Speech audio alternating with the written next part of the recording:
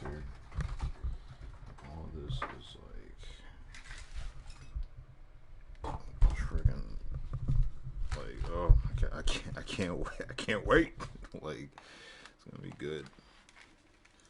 It's gonna be good. Alright.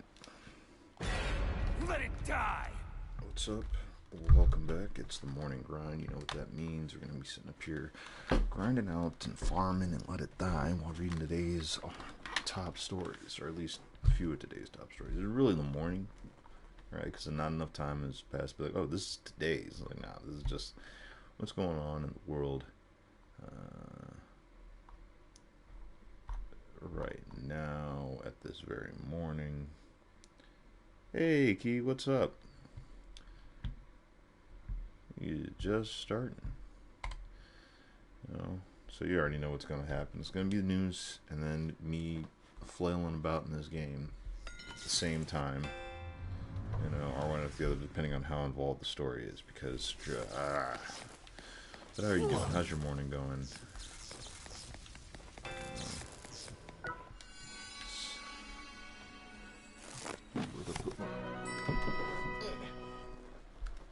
Ooh, decal. Nothing much of orientation early. Oh, nice. Nice.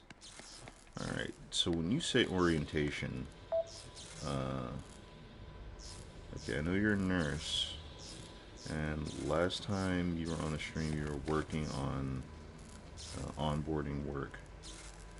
So I'm trying to think. For orientation, is this like you were the one doing the orientation, or you had to like sit through an orientation? And also, you don't have to answer these questions if you don't want to. Just trying to piece together the situation. So I'm also trying to like load chat up on the phone. There we go.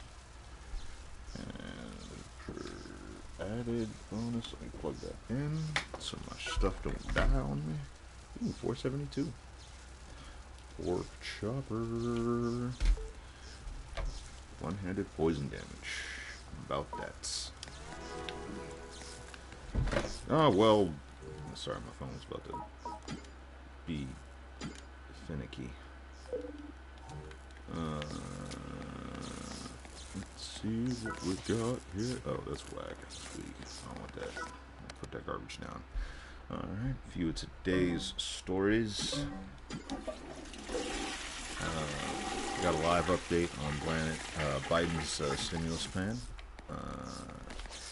Protesters rally in Seattle as a cop in George Floyd's death faces trial for murder. A website that may tell you when vaccines are about to go, COVID vaccines are about to go unused. Kind of a follow-up to the last past story we had last week. It seems like they're facing some backlash. Some updates on Myanmar. Microsoft officially has Bethesda now. Malicious apps on Google Play that you should watch out for. And Snyder's cut of the Justice League is leaked. So, yeah, those are going to be our stories. I'm going to read those, going to get those done, and then, you know, probably just going to play a little bit of this. Tomorrow we'll not be on Let It Die. We'll be back to the computer so you can see the stories and get those out a lot faster. And then maybe some Apex. I don't know. Maybe more Texorcist. That's definitely going to be played a little late last night, and I recommend that you drop in for that, because that's a funny watch, you know, if you can, or watch the VOD, you know, the VOD. It's up to you, you know. You're here, and I appreciate it. Thanks for dropping in. But for now, let's get this hot mess organized. Welcome back. Addressed. The occasion being murder. Wholesale murder. Thanks. Come back anytime. I'm pretty sure a few quest tickets. Oh, I should have checked in after. And, oh, cool. Alright, so... Yep.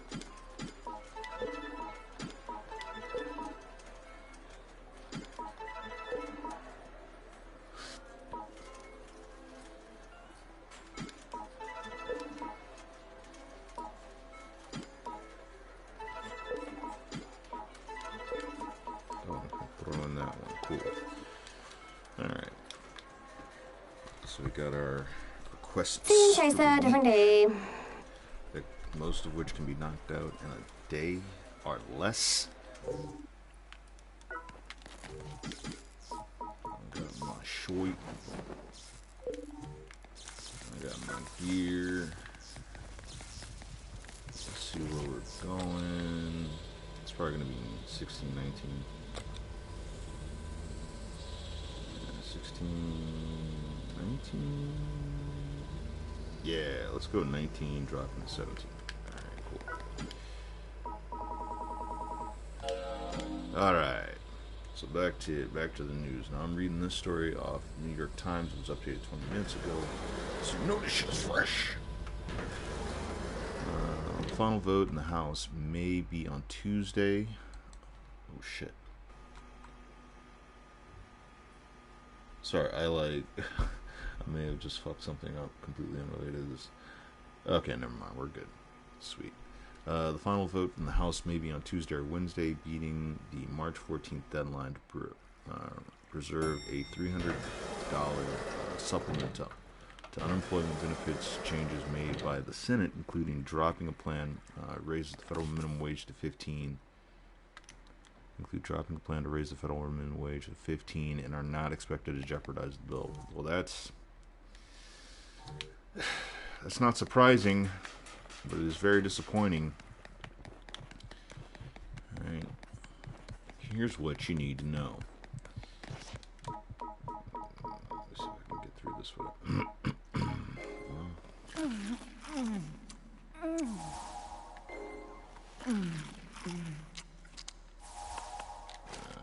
sorry, I got just a little bit of focus. Saves a little bit of time down the road. There we go.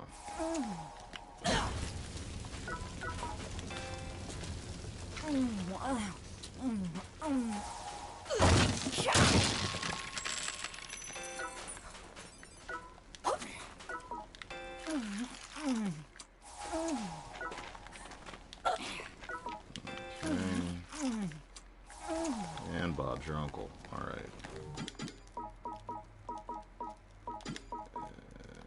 Get these drinks out of the way. There's some space for the real good stuff. Okay.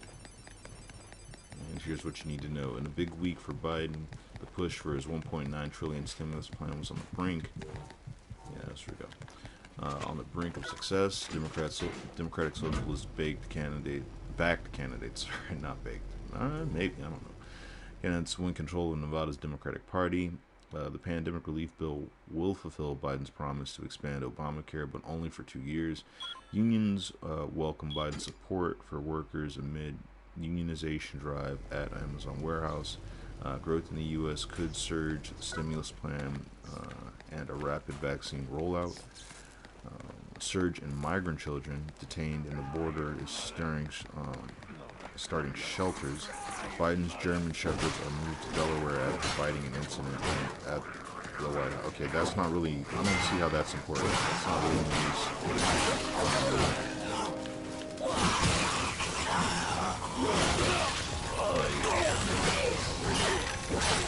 That's fluff. I don't see how anybody going to don't pet the dog. Like, you shouldn't be petting random dogs anyway. President's dog or not. Like, it's just fuck out of here. But I digress.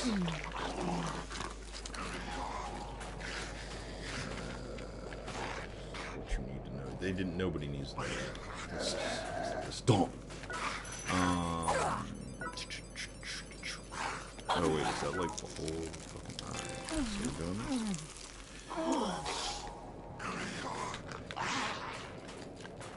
Here's you, but I don't see you. It's making me anxious. Whoops. Shouldn't hit that. Around the midpoint of his first 100 days in office, President Biden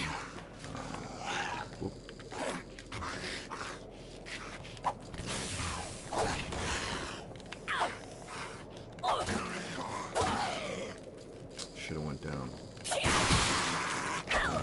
President Biden is closing in on his first legislative triumph. Congressional approval of his 1.9 trillion coronavirus relief plan. After the Senate passed the bill on Saturday, it is set to return to the House for final approval as soon as Tuesday. Gotta go the other way. It was also possible that the vote could split Wednesday, depending on when the House received a sprawling measure from the Senate. Whether the vote takes place on Tuesday. Oh, Scorpion, fuck. Sorry. Yeah. There we go. Eat all the beasties. Yeah, you can't be vegan in this game. You also can't be vegan in Legend of Zelda Breath of the Wild. It's just impossible. I sat down and I stopped and I thought about it. It's like every potion, elixir, and stuff you eat, you can make like nothing but vegetables and salads. But if you use elixirs, you can't be vegan. You just can't be vegan. Sorry, distracted. Whether the vote takes place Tuesday or Wednesday, it will still beat the March 14th deadline when unemployment benefits are set to begin lapsing. It will enable Mr. Biden to take the victory lap on Thursday night when he delivers the primetime address marking 1 year since the coronavirus brought much of the nation to a halt. The president is taking nothing for granted. Jane Paskey, the White House press secretary, said Monday, describing the relief bill as one.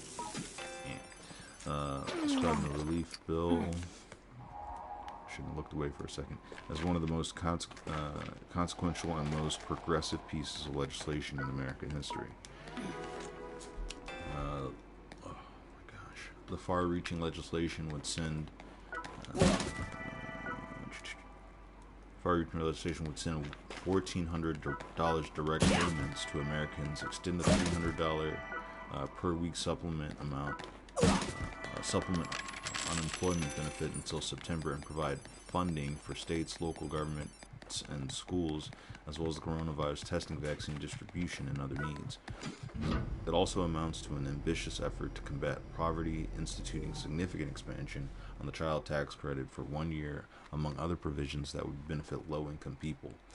The version of the bill that will go the House has some notable changes compared to the measures the Chamber originally approved on February 27th, though the final passage does not seem in peril. The legislation no longer contains an increase for the federal minimum wage, which is currently $7.25 per hour, and would have gradually been risen to $15 per hour by 2025 under the House bill. Okay, that's bullshit for a few reasons. Because I'm pretty sure by 2025, 15 minimum wage wouldn't be enough. The way this country rocks, but whatever. In addition, $300 per week's supplemental unemployment is less generous than the $400 per week benefit the House had initially approved. A stimulus check would go to fewer people after the Senate imposed more restrictive income limits. With the odorous, I don't think I'm saying that right. Arduous? Is that arduous? Is that how you spell arduous? You know what? Fuck it. Arduous process. Yeah, it is. Huh, wow.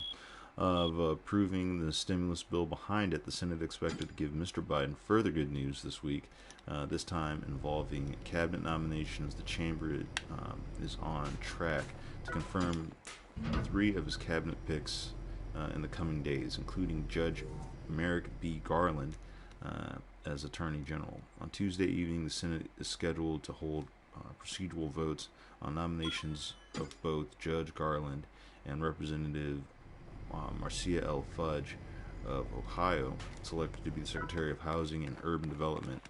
And both nominees are expected to be confirmed on Wednesday afternoon. Rude.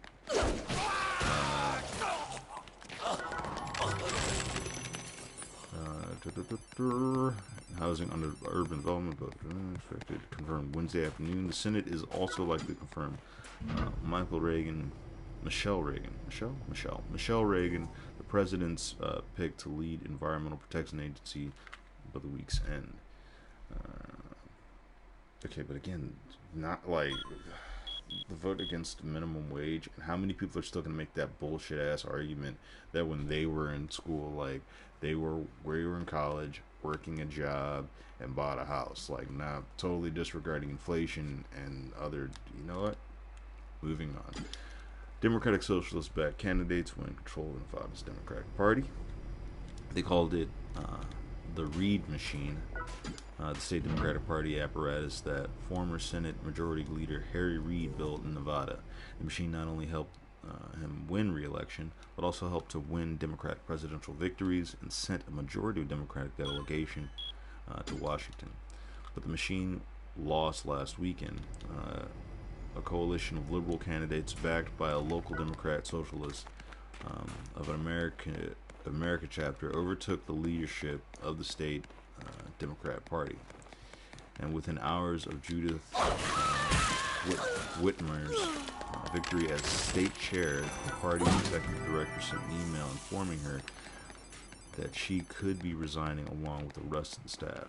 Incumbents' losses were not unexpected. Before the employees and consultants resigned, they transferred roughly $450,000 of their state party to the Democratic's senatorial campaign committee, which will most likely use the money to campaign for Catherine Cortez Masto.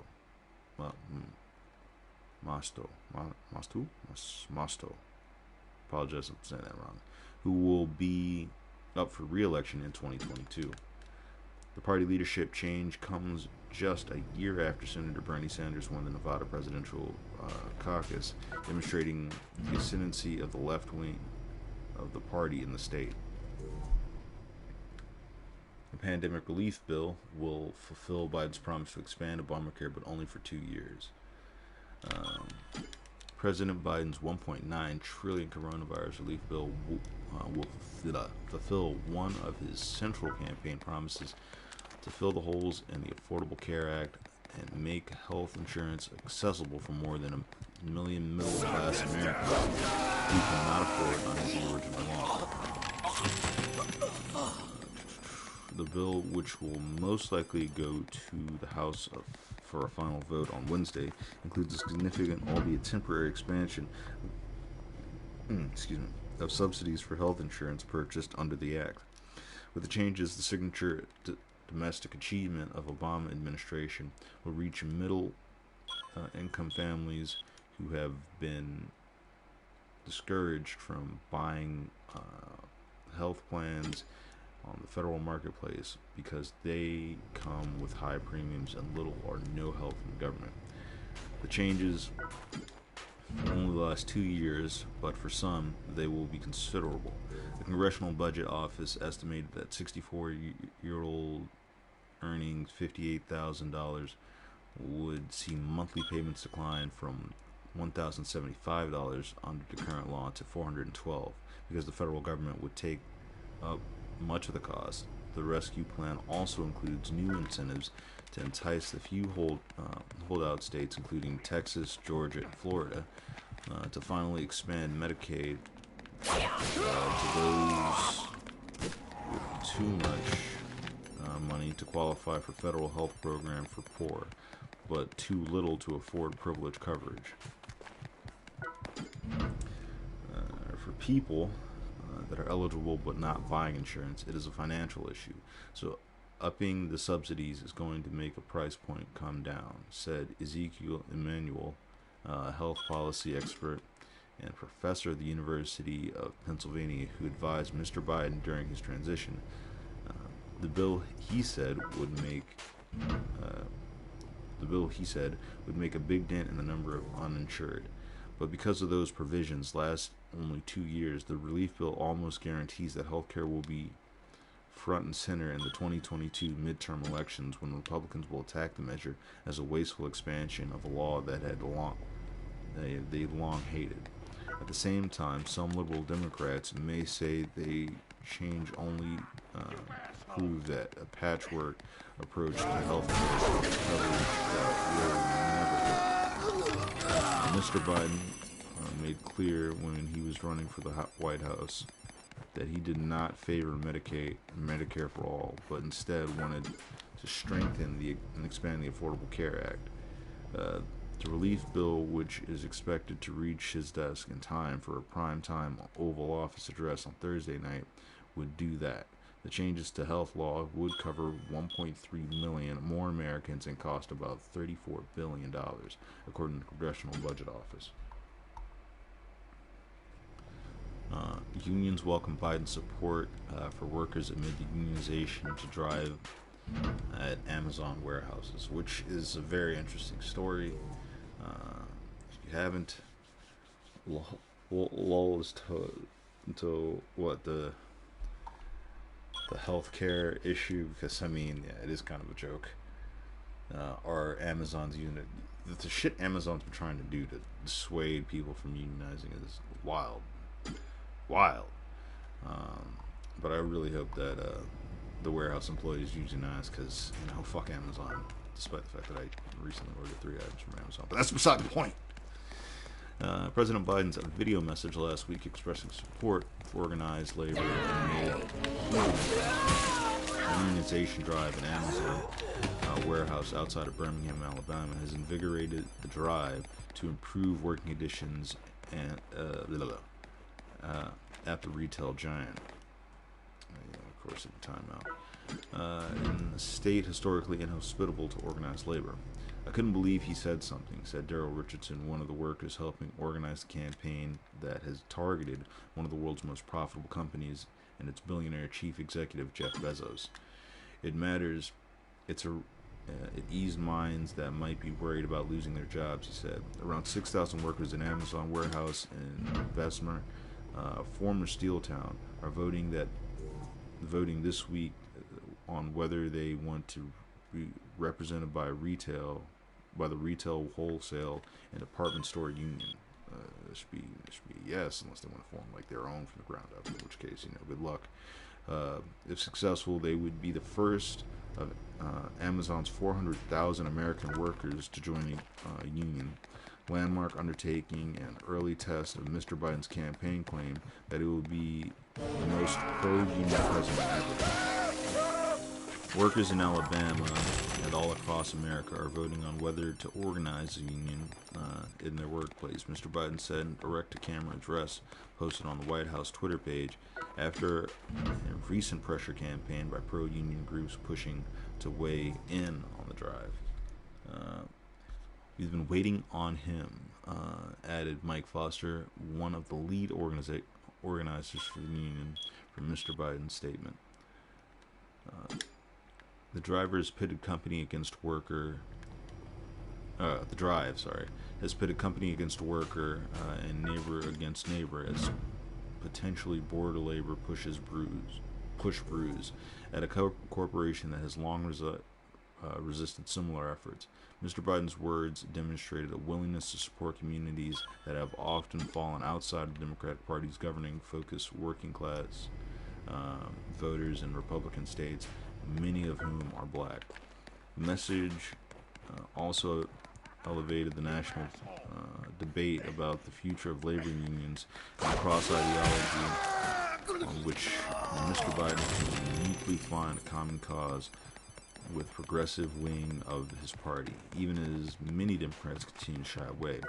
Mr. Biden's statement did not mention Amazon specifically, but carefully avoided backing the union, calling instead for a fair election that followed the federal labor guidelines. What's more, the presidential nod to Alabama supercharged the Democratic arms race to find the next Georgia, a southern state where the party capitalized on decades of organizing and demographics changed to break Republicans' grip on a statewide election. The task will be tougher in Alabama.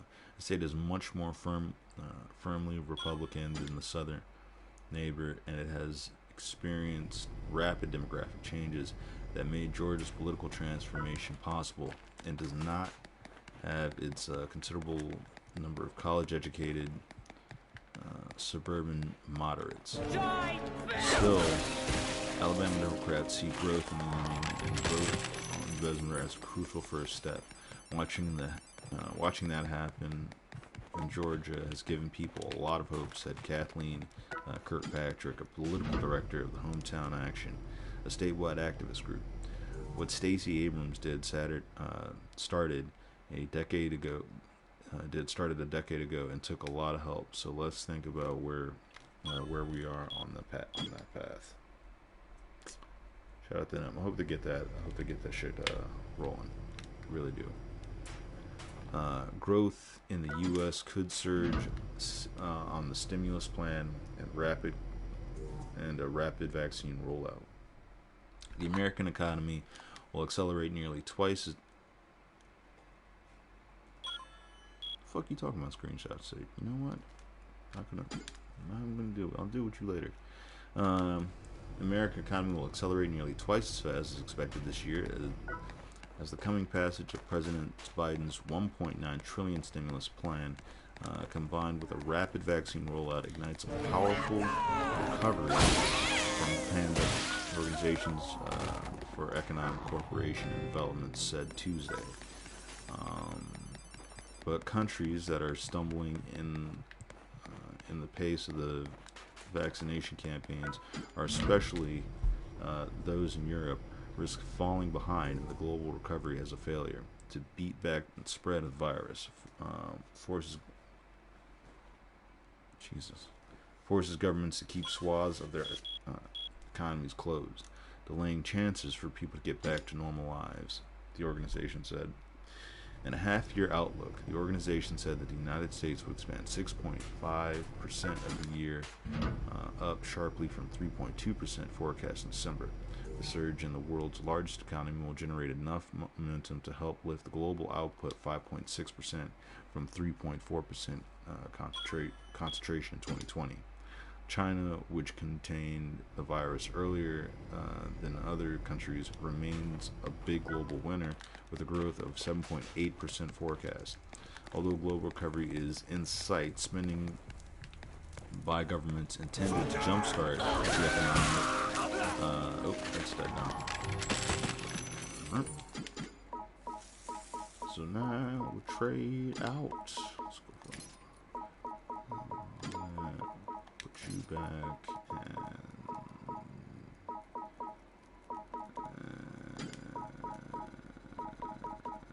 Machete. Nobody messes with Machete. Talk about Danny Trejo. Although the global recovery is in sight, spending by the government intended to jumpstart the economy's limited impact unless authorities accelerate national vaccine rollouts and relax virus containment measures. The report added, if vaccination programs aren't fast enough to cut the infection rates, or if the new variants become more widespread and require changes to the vaccine, consumer spending and business confidence would be hit. Stimulus without vaccinations won't be as effective because customers won't go out and do normal things. Lawrence Boone, the OECD's chief economist, said in an online news briefing, it's the combination of health and fiscal policies that matters. That is especially the case for Europe and Germany and France. All right, Breakfast just said Germany and France in particular. Where a mix of poor public health management and slow vaccination programs are weighing on a recovery despite billions in government support. Such spending won't be fully effective as long as the economy doesn't reopen. The Euro area economy. Jesus, do I gotta get one of those fucking like, is it like Geiger glasses or something? The fucking like tinted lenses, because it's like staring at the screen. Jesus, my eyes. It's like looking at the eclipse by proxy. Man, I'm not blinking enough. Jeez. Yikes. Sorry. It's the pain. I'm spinning. The euro area economy is expected to grow 3.9% this year, slightly more than the forecast in December, but slower than the United States. In Britain, which sped the national vaccine rollout late last year, the economy is expected to grow 5.1%, up from a 4.2% forecast. India's economy is expected to grow 12.6% after 7.4% in 2020, the organization added. Fucking snipers.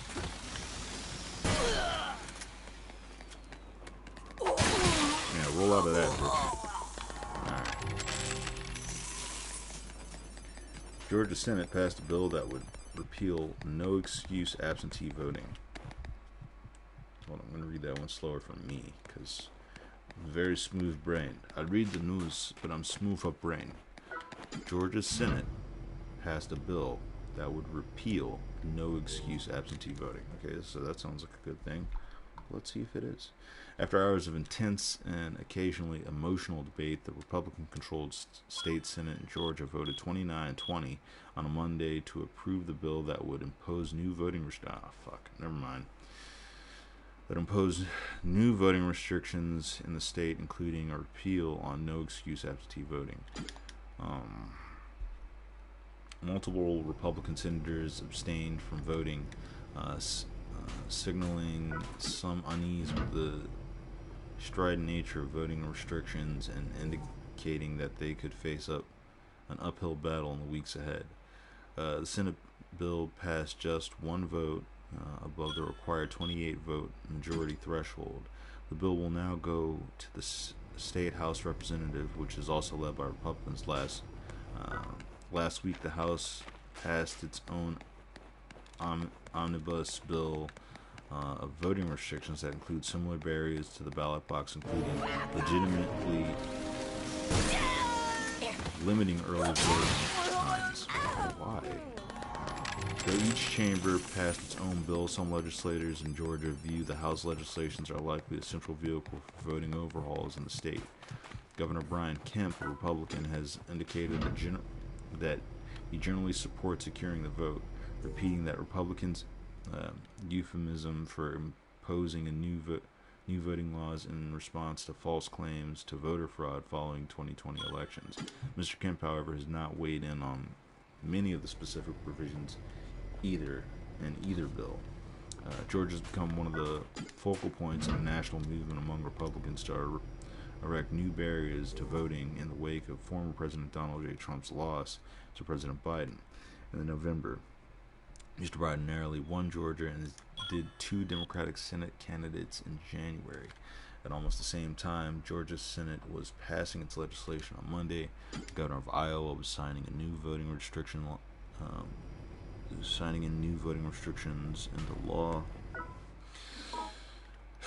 The Iowa bill passed on a party line vote, with only Republicans voting in favor of and only Democrats voting against. Shortens both the early voting period and election day voting hours. During the hours-long debate in Georgia on Monday, Democrats rose repeatedly to denounce the Senate legislation known as SB 241, seeking to deny the right to vote to numerous groups, especially black voters and other Georgians of color, and erect new barriers to the ballot box simply in response to an election that Republicans in the state lost. Christ almighty. We don't have to continue this legacy of blocking access to the ballot, said Nan Orak, the state senator from Atlanta.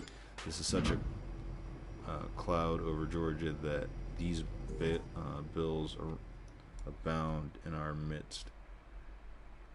Harold Jones II, the Democratic whip in the state Senate, noted that state's history of laws amid suppressing black voters, imploring his colleagues to listen to the protesters and pleas from the communities of color about the impact the new voting restrictions would have.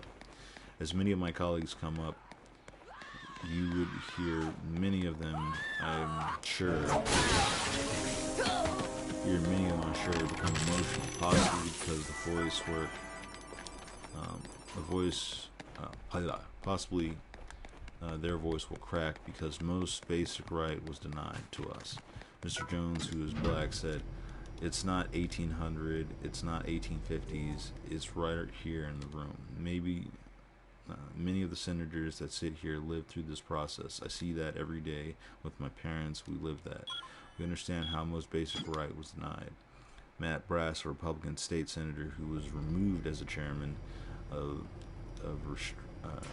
redistricting committee by a Republican lieutenant governor after he backed efforts to overturn the election, rose in support of the bill, saying he was representing the Georgia voters who had lost confidence in elections.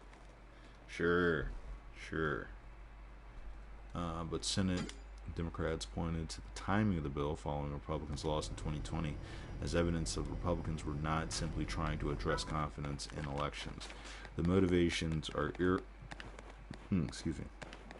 are really suspect because it introduced immediately after voters of color dramatically increased their use of absentee voting in the past years, said Jen Jordan, a Democrat state senator from outside Atlanta. Surge in migrant children detained as the border starting shelters. Okay, before I get into the story, this voter suppression shit is nonsense, and I'm glad anybody who did an absentee ballot got that shit to work, because that should have been like a simple process, but here in the state of Virginia, it was not.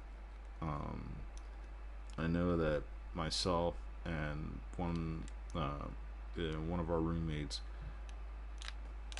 applied for the absentee ballot. We never got that shit.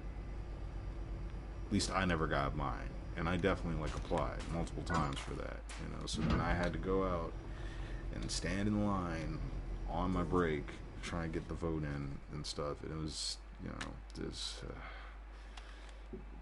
And you want to change these weird ass restrictions to prevent election fraud. That's so damn.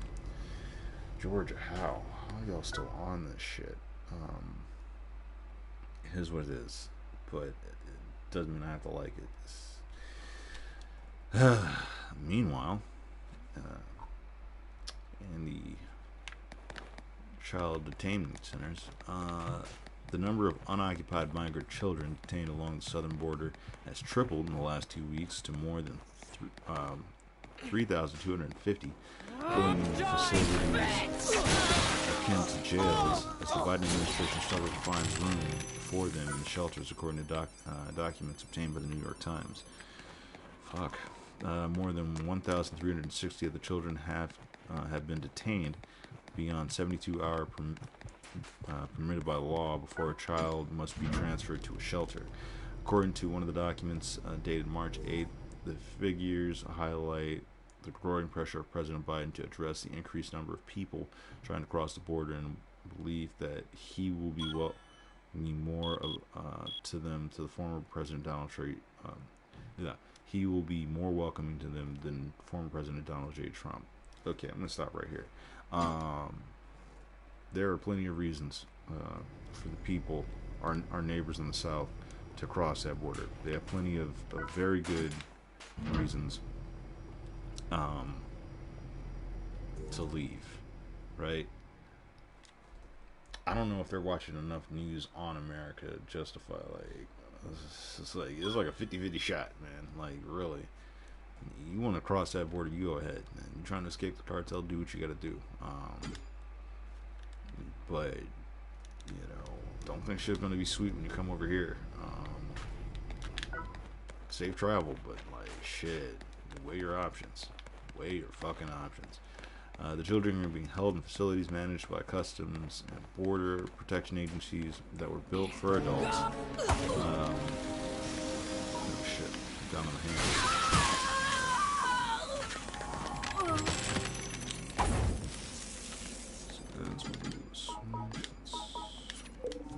Perfect. Alright. Children being held in facilities managed by Customs and Border Protection that were built for adults. The border agency has been subject to widespread criticism for the horrific conditions in its federal detention facilities in which children are exposed to disease, hunger, and overcrowding. Under the law, the federal government is required to move unaccompanied children within 3 days from the border facility to shelter managed by the Department of Health and Human Services, where they are held until they are placed with a sponsored.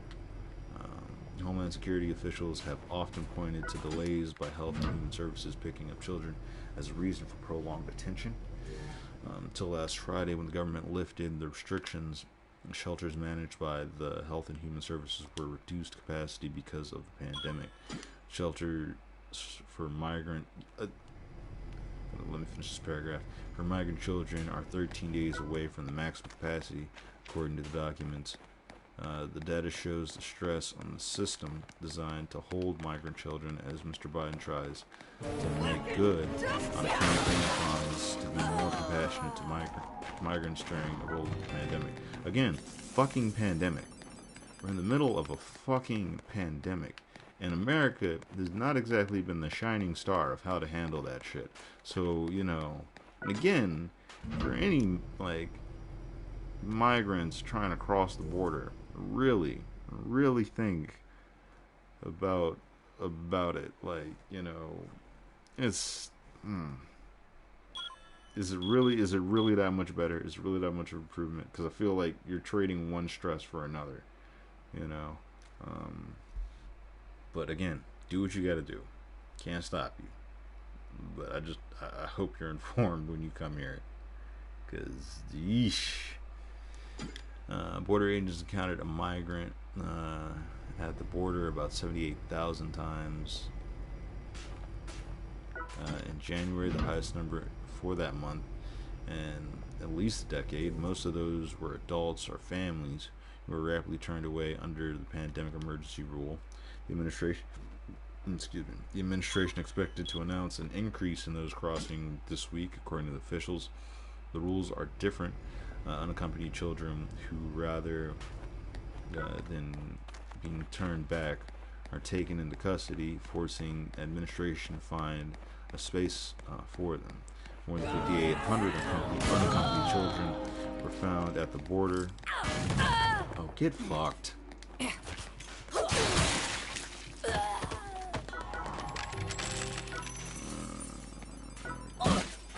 Company at the border.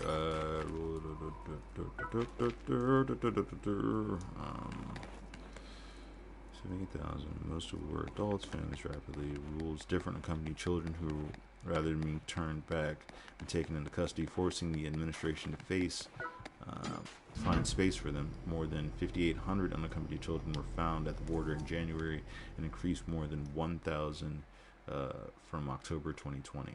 The Biden administration recently reopened an emergency facility used during the Trump administration in Carrizio Springs, Texas. Sorry if I said that wrong. To create more space for the children. Shelters where migrant children are supposed to be held have been strained. The Center for Disease Control and Prevention directed the shelters to return to full capacity last Friday. Health and Human Services had more than 8,100 unaccompanied children in the shelters as of Sunday, with space readily available for only 838 more, according to the documents. More than 42% of the roughly 3,250 children in custody, Customs and Border Protection, were held longer than the maximum of 3 days, even though they were referred for placement shelters by Homeland Security, according to the documents. Border agents had yet to refer to the more than 440 of the young migrants in custody to the child migrant shelters. The Border Patrol, Health and Human Services have long struggled to efficiently transfer microchildren to shelters. It's difficult to coordinate process, said Janet Napolitano. Well, I know I said that wrong. Napolitano. There we go. That's a little closer. The Homeland Security Secretary under Obama administration. She said the rise of unaccompanied children at the border presented an urgent challenge for the administration. That's why they need some facilities at the border, he said. And I think that they need to do it. All they need to do is move as quickly as humanly possible to place these minors with a vetted adult. Alright. I think this is...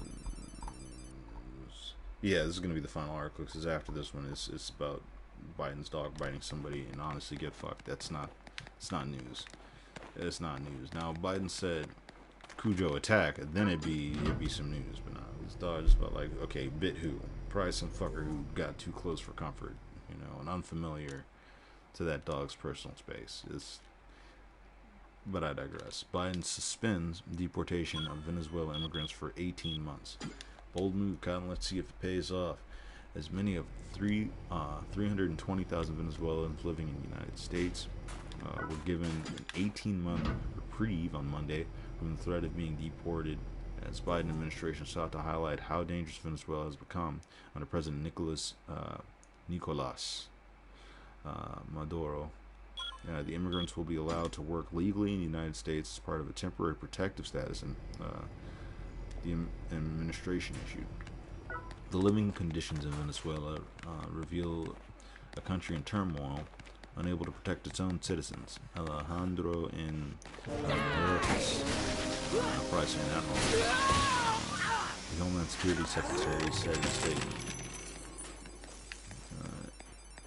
it is in times of extraordinary and temporary circumstance like these that the United States steps forward to support eligible Venezuelan nationals already present here while their home country seeks to right itself out of the current crisis.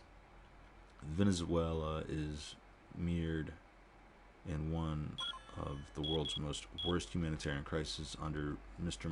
Maduro, who thought a mix of corruption and neglect oversaw the decade of oil infrastructure that have propped up the country's economy.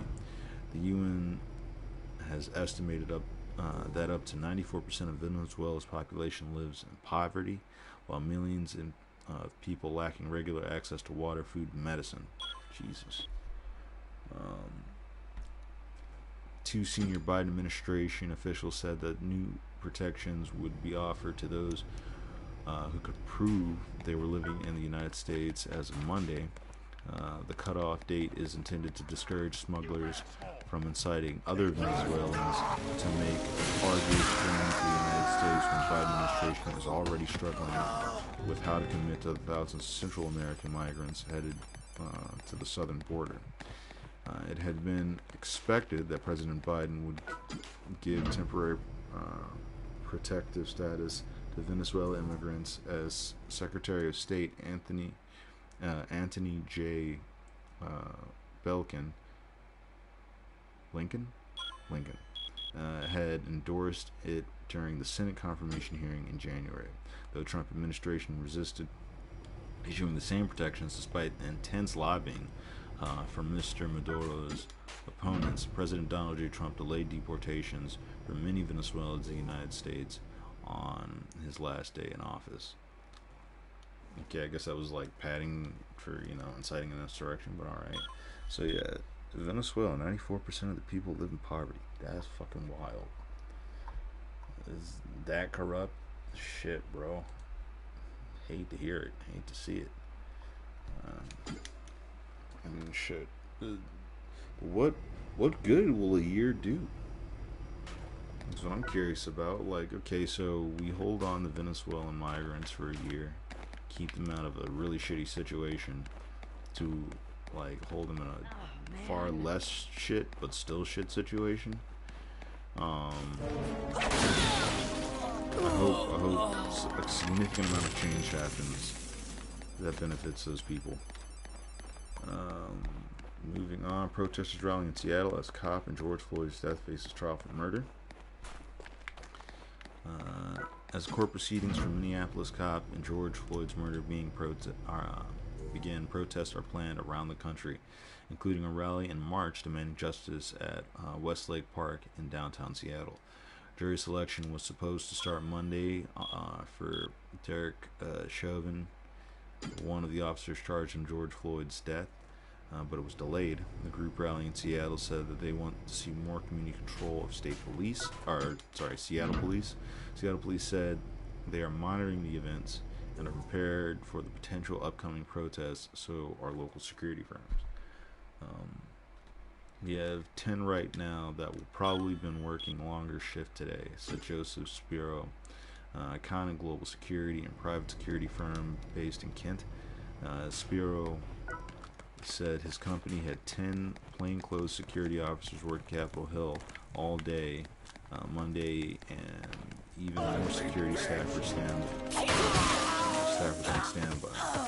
We are prepared for the possibility of something happening today, Spiro said. He said the proceedings underway are having an impact in Seattle. We've seen some tweets that have indications of violence, Spiro said. Verdict day, that's going to be a bigger day.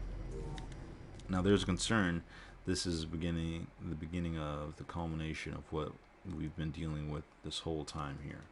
Spiro, who co-owns Iconic Global, said many Seattle businesses are worried rallies here could lead to violence, fires, and property damage.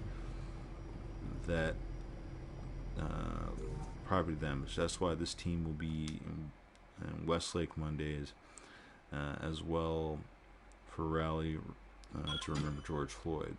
We were in Westlake Park when the riots broke out, and every day since then, Spiro said. The Seattle Police Operations Center is in on it too. They will remain hands off unless peaceful protests are unlawful. Assistant Chief Wow. Turn on. I know I'm saying that wrong.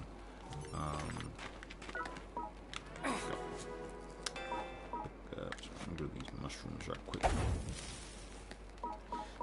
Get them violet nutrients.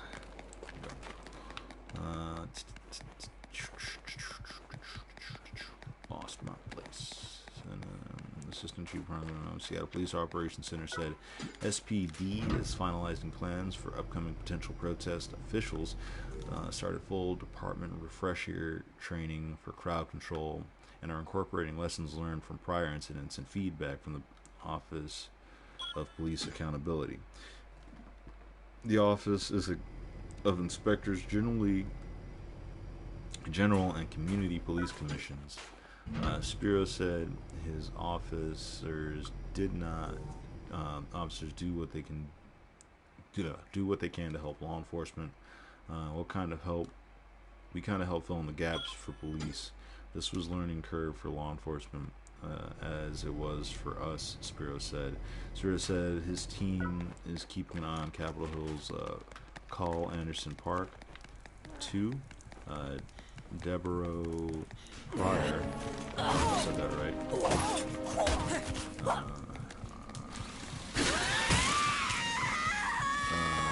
Is 2. She lives nearby and is worried that not only about the start of the trial, but even more the verdict. It saddens me that this will turn into some ridiculous. I see something ridiculous. I see it coming. Said Pryor, who lives across the street from the Seattle Police Department, East Precinct. Man, so far some of what I'm reading here, it doesn't sound good. Like, resume peaceful protest, and you got a private security force saying they're working with the police, and you guys like, oh, this is gonna turn bad. And at the verdict, like, well, if the verdict is, guilty, the fuck you got to worry about, But I don't know. It almost sounds like premeditated. It was like, okay, yeah, they know this dude's gonna get off with some kind of light sentence. I'm not expecting this guy to get a guilty verdict. I'm expecting him to get like not guilty. and if he does get a guilty verdict, it's going to be a very light sentence. You know, for someone that all of the country, except for the willfully ignorant, know and saw. Like, this man just with no fucking regard for human life, and just all mouth, just put his knee on this dude's neck for what was it, like 5 minutes, while he was begging and pleading and telling him not to breathe, and this guy just had his knee on his neck, hands in pockets, like, yeah, whatever, like no, not a care in the world.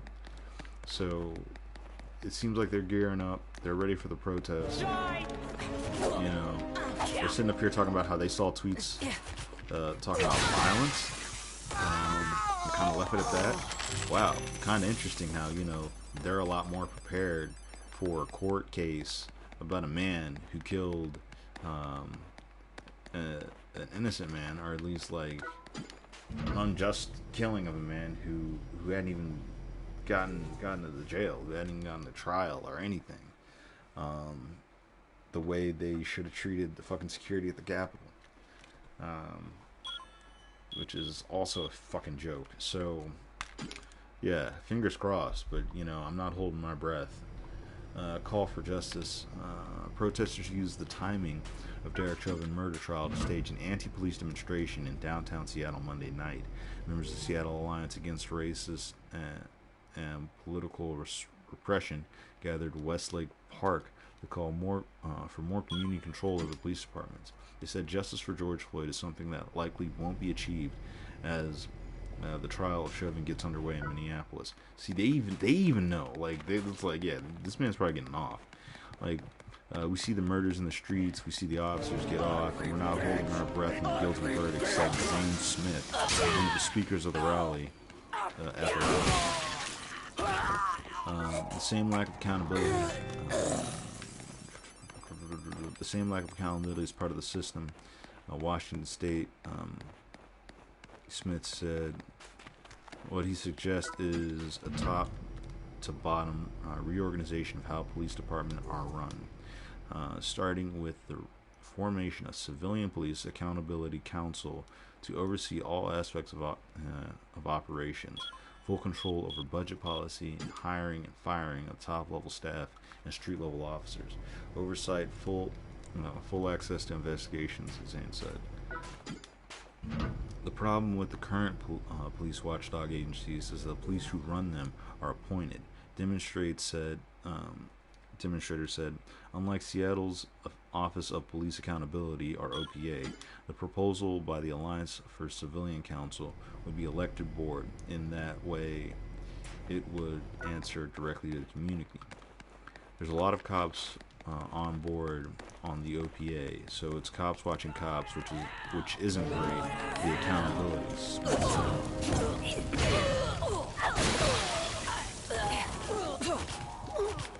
Demonstrators do have specific timelines to introduce legislation to form these civilian oversight boards. They plan to hold more rallies to get the message out peacefully. I've seen the story. Yeah, that. Shout out to them. I really hope that shit works. Cops watching cops. Yeah, that's like, you know, putting a thief in charge. Fucking Fort Knox, and then like, you know, saying, oh, we can't find the holes in security while the gold is being stolen. Like, oh man, like, this story fucking sucks, because it's like you're reading this and you can already see where everybody's mind is at. What's up, Jay? How you doing, man?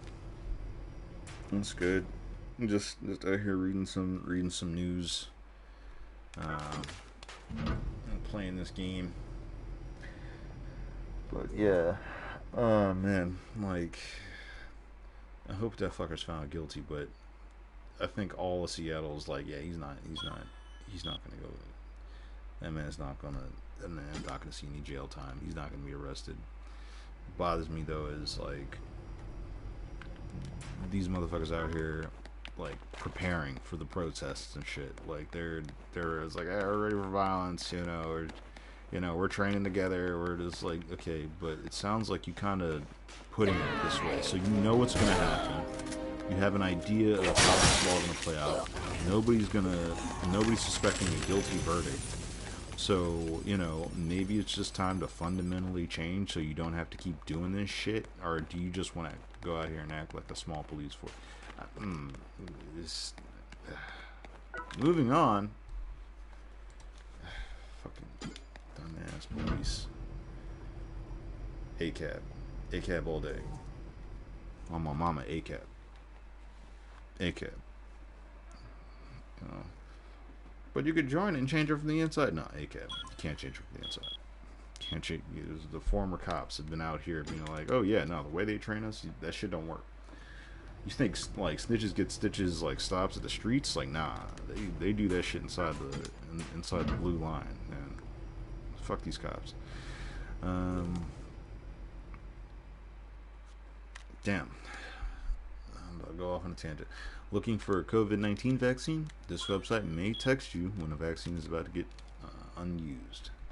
This comes from Ryan W. Miller of USA Today.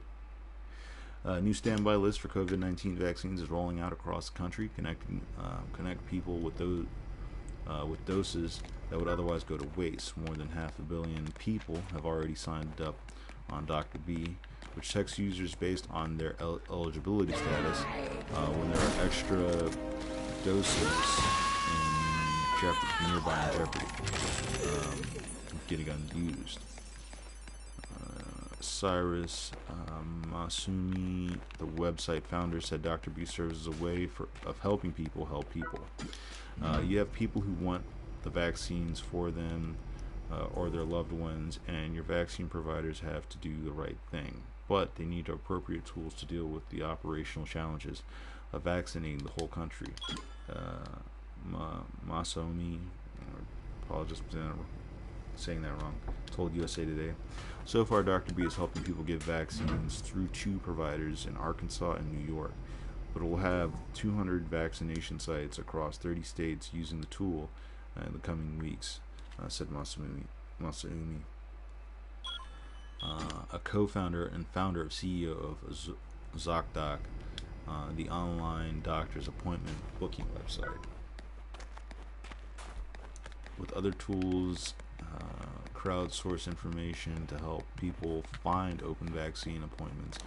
Dr. B only aims to connect people with doses that will go expired.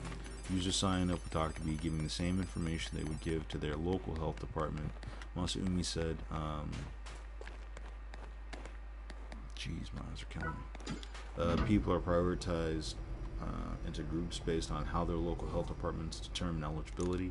Within those groups, people are prioritized by the order in which they are signed up for Dr. B. According to the website, people will have 15 minutes to confirm they can make it to the vaccination site. They will have about 2 hours to make it there, the site says. The system designed to make sure that no dose gets wasted, Masumi said. Don't waste the vaccine. After early confusion, experts say it's always better to use leftover shots than toss them. I don't know. You know what? I'm not a health professional. I can't comment on that. I don't know. Something about that sounds sus. After COVID-19 vaccine vials diluted, the first dose is drawn from any flu vaccine authorized for use in the U.S. Providers have 6 hours before remaining doses must be discarded. The timings created scrambles at some vaccination sites where providers must rush to use extra doses if someone cancels or doesn't show up. In some cases, people haven't gotten lucky and been giving. In some cases, people have gotten lucky and been given vaccines because they were nearby just before the dose was set to expire. Some vaccination sites have allowed its staff to reach out to people who they know haven't received a vaccine. Others may have people in line outside the hope that extra dose will be available. In some cases, this has been discarded. You got all these outcomes, none of them are optimal, none of which are efficient, none of which are equitable, Masumi said. Dr. B, on the other hand, would help providers connect with people in the area that by first reaching those who are eligible and prioritized according to local guidelines, Masumi said. In some cases, especially those with tighter time frames, multiple people may be texted to ensure the vaccine is not going to be. Additionally, someone who is not prioritized could get vaccine through Dr. B, especially when it is time for church, or crunch, Masumi said. Right here, like, oh, you gotta go to church, get that vaccine, baby. Alright. So let me look away for a second. I need some eyebrows. Contacts are fucking killing me. I did like deep clean on this shit last night, but I still feel like I got sand in my eyes. Fucking nuts. I hate it. Let me get some fucking glasses. Ah.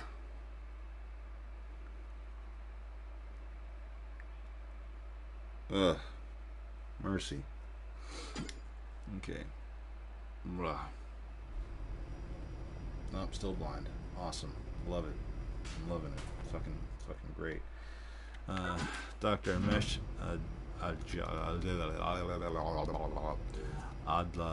Adlaja, sorry if I'm saying that wrong, is a senior scholar at Johns Hopkins Center for Health Security. He said a tool like Dr. B is really serving an important role in the ecosystem of vaccine distribution. Similar services exist for other purposes, a lot like lotteries for Broadway tickets. Adlaja said, if you can get a text that a pair of Hamilton tickets are available at the last minute, you should be able to get a text for COVID-19 vaccine available too, he said. The fact that we have a website is good. It will diminish the chances that vaccines will ever end up trash. Said Dr. Amesh. Public health experts have largely come to consensus that getting a vaccine administered, even if someone is moving ahead of their place in priority status, is better than the dose being wasted. In fact, Center of Disease Control and Prevention Advisory Committee on Immunization Practices have issued guidance urging a flexible approach to the vaccine, especially when it was in danger for going unused. Vaccine Angels. U.S. struggles to make it easier to find COVID-19. I think these are just like side articles or something. Or these are like headlines. It's weird. Dr. Amesh also said the benefit of... Oh, fuck me sideways. Jesus. I didn't... No. Fuck. Alright. Awesome. Dr. Amesh also said the benefit of giving more people COVID-19 vaccines outweighs potential risk. In persons' privacies that comes with a site like Dr. B. Okay, I'm going to just assume that you're listening to me in the background, which is fine, which is totally cool. It's always when the stupid shit happens, and that is fine. I'm cool with it. Dr. B collects user's name, cell phone number, and email, birthday, zip code, occupation, information about any underlying conditions that may have that would put them in a heightened eligibility group receiving COVID-19 vaccine. When a vaccine becomes available, the information a user shares with Dr. B is shared with the vaccine provider. Masumi said users' data is never shared with anyone else. It is not sold or used for advertising purposes. The site says it is not covered entity under HIPAA, the law that protects a patient's privacy and accesses their health information, but it acts as if it were. Yeah, I don't believe that. I take that with a grain of salt. Like, it's out here doing a good thing. I'm not going to say it's not, but because it's not protected by HIPAA, I mean, I feel like they're treating it more like a guideline. People give more to their Apple iPhone every day, Dr. Amesh added. it it's well worth it to get a vaccine and let someone know your zip code. And yeah, not wrong, not wrong. Which means we should definitely look at how we like every time we accept the user license agreements. But you know, it is what it is. All right. A little bit of a lighter story before we get back to some heavy shit. Demand for free use password app LastPass sparks backlash. Come on, fuckstick. Hold on, let me read that headline again. Demand for free use password app LastPass sparks backlash. Alright, somebody listen. Alright. Clever. Bars. Pay up or face restrictions on access to, say, new private equity owners. A popular app that promised to eliminate the burden of remembering passwords has sparked a backlash by demanding weeks after it was acquired by two private equity firms that users pay up to face restrictions on access to the online actions or accounts. Now, I believe I covered this story 2 weeks ago. LastPass recently switched to a pay-to-use model. And in doing so, one of the features they implemented was as opposed to you can use it on your computer or you can use it on your phone. It's like, all right, now that you can use it on one or the other. All right, if you want to use it on both, you got to pay. LastPass encouraged millions of people to replace weak passwords and on retail websites, internet banks, and other online surveillance services. Instead, the software handles authentication automatically using long, complex passwords with impossible to guess or remember. Which is true. I got a lot of people now. They're saved in there. But if I forget my master password, if I already changed the master password and I forget that, it's a wrap. Two investment firms, Elliott Management and Francisco Partners, acquired the service as part of a $4.3 billion buyout of internet software group LogMeIn in September last year. Now the app is warning users that they must pay as much as $36 a year if they want to access those cumbersome passwords on all their devices. Those who refuse to pay will have to choose between syncing only to their desktop computers or only to their mobile devices such as phones. The change, which comes in effect on March 16th, was a blow to Scott Rothrock, a Tokyo-based software developer, who said he realized at once that there was no way to go back to my old life in a particular manner. Before switching to password manager some years ago, Rothrock used a memorable algorithm to devise passwords that mixed up letters and from the web addresses he was visiting with punctuation marks and the names of mythical beasts. Now his LastPass generated passwords are, I'm uncomfortable to admit, only known to my password manager. LastPass's policy change was, for me, an ultimatum. The move to limit the LastPass gives away for free underscores how financially sophisticated owners are seeking to wiring more profit from popular Silicon Valley products. Last month, Twitter said it would experiment with tools that allowed users to give tips or pay for exclusive content, ideas that could allow the microblogging platform to take a cut of the revenue. The announcement too followed the investment from Elliott, who took 4% stake last year and attempted to oust Twitter's chief executive, Jack Dorsey. Bold move. Elliott invested in LogMeIn via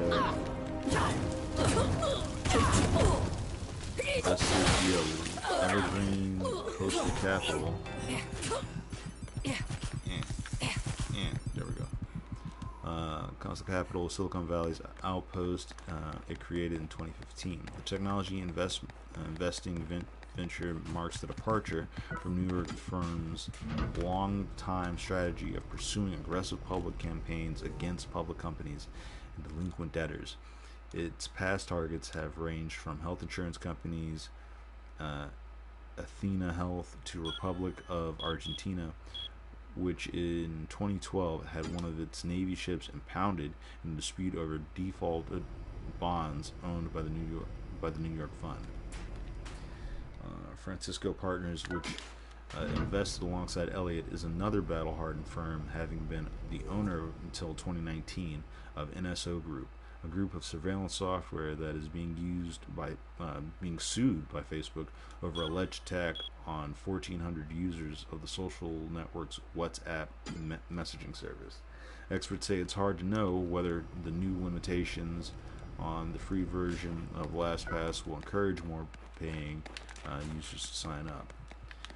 Without the ability to sync, there's very few users who will really be able to use LastPass, said Joseph Manu, a cryptography researcher and computer security expert at New York University. They're making a free version so difficult to use that most people will be forced to pay or use another solution. LastPass, which claimed more than 25 million users last year, said it had given 30 days notice to the change and was not deleting any user data. It added that the free version of LastPass will still offer functions that rivals lacked, and it's a healthy number of users had taken up the discount subscription offers. But one free password app, Bitwarden, has registered a 5-fold increase in new users since LastPass announced the more restrictive policy last month, according to Gary Ornstein, its chief customer officer. We're understandably thrilled, he said. Among Bitwarden's new users, Rothrock is Rothrock, who said that his experience, the two services were functionally identical. Some of his friends offered to cut in on the family pass subscription to LastPass, but he declined. I just didn't trust LastPass anymore. Well, shit. Not looking good for LastPass. I use LastPass. There aren't too many things, like accounts. I feel like if I pop into the vault now and look at my accounts, there aren't too many of the accounts that I have in LastPass that I'd use on my phone. But I can understand the issue with all of this, because when you use a LastPass generated password, you are not remembering that shit. That is a solid non-starter, my dude. Like, that is no, it is so the passwords are so fucking complex. It's like nobody's cracking that shit, which is great. You want that in terms of personal security, but you better be ready to just sit down and memorize your shit. Put that shit in manually, because that's the only way you're gonna keep that, not have to change it again and go through the whole process. Because yeah, bro, either you develop a system or you memorize the passwords that they generate for you, because there have been a few that I've had to change and stuff for reasons. It's not a great time. I think I used the LastPass to generate my PlayStation password. Christ almighty. Heaven forbid I ever have to log into that and I'm not on a laptop or some shit. Now if it's one computer versus any desktop and stuff, then we're gonna have a fucking problem, because that's bazonkers. That's ass grass and a half. I don't even know what the fuck to tell you on that. This is trash. But yeah, that's the current state of LastPass. Wouldn't need it if we weren't so lazy when it came to organizing our own fucking passwords. But it is what it is. This next one is a little bit more heavy. This is an update on the Myanmar conflict. For those of you who don't know or haven't seen the meme of the lady doing a workout in the middle of a coup, Myanmar has faced a coup. And, it is not looking good for them right now. So let's see what's going on in Myanmar's world. My first world problems of, accidentally backing out just seem so minuscule by comparison. Myanmar protesters trapped in a late night standoff as military tries to silence the independent media. Post-coup crackdown by Myanmar's military appeared to intensify Monday as security forces revoked the licenses of 5 independent media companies before a late-night standoff that saw hundreds of young protesters trapped in Yangon. Military junta forces had cornered hundreds of people in Senchong Township. Apologies for saying that wrong, if I am. In the country's biggest city, and threatened to go door to door and hunt them down. Reuters reported police fired guns and used stun grenades, and protesters sought shelter in nearby buildings. Local media reported 27 people were arrested in Songchong Monday night. CNN could not independently confirm it if any protesters were arrested. The move sparked appeals from the U.S., the U.K., and the United Nations for police and military to allow about 200 barricaded protesters to leave the area. Thousands of people turned out in nearby streets and districts in solidarity and defiance of a nighttime curfew. In the early hours of Tuesday morning, activists said trapped protesters were able to leave the Sunshine district after security forces left the curfew lifted. The military trucks, security forces were leaving around 2 a.m. and protesters began exiting after 4 a.m. Volunteers were on standby to give the fleeing protesters free rides home. Myanmar has been thrown into turmoil since the military seized power in February 1st coup, detaining civilian leader Aung San Suu Kyi. Again, apologize for saying that wrong. And forming new junta to run the country. For more than a month, the protesters across Myanmar have turned out daily in the thousands to resist military rule. But security forces have responded with increasing violence and brutality. Witnesses have reported that extrajudicial killings and nighttime raids, while footage and photographs show police and military shooting dead anti-coup protesters and beating detainees. At least 54 people have died in the crackdown on protests, including many teenagers and young people, according to the UN. In Songchong on Monday,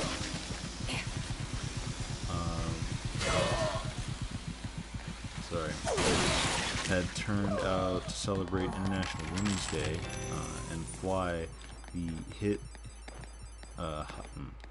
Hatmains sarongs as part of the anti-junta movement.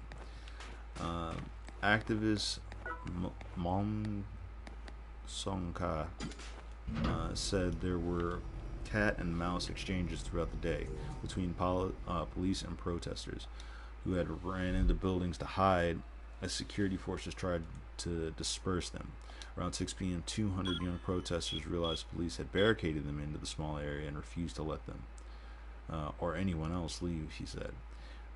3 streets had been blocked by the police, soldiers, even though the owners of the buildings were ordinary people who live in Sunchong. Even these people are not allowed to get out, he said.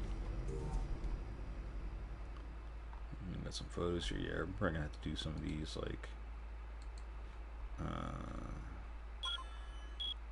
on PC next time because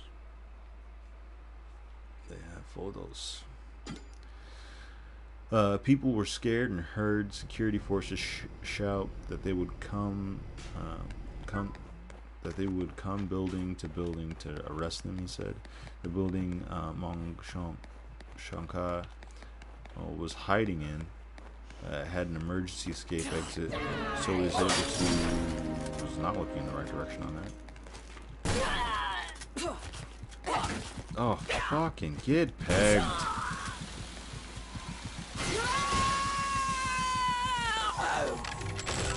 Shit. was hiding in. He was able to leave the area, but many of his friends remained trapped until the early hours. I felt guilty all night. Mong Son Ka from protest group General Strike Committee of Nationalities, which represents ethnic minorities. I feel like I'm not only responsible for myself but also my colleagues. He believes security forces only backed off because of pressure from the UN and international embassies, which called for restraint and the release of protesters. UN spokesperson Stefan Dujarric told reporters Monday that UN Secretary General Antonio Guterres calls maximum restraint and urges for safe release of all without violence or arrest. The British Embassy in Myanmar tweeted it was aware of the ongoing situation in Sun Chung and urged the security forces to allow civilians to leave immediately without threat of violence or arrest. Yeah, it tracks.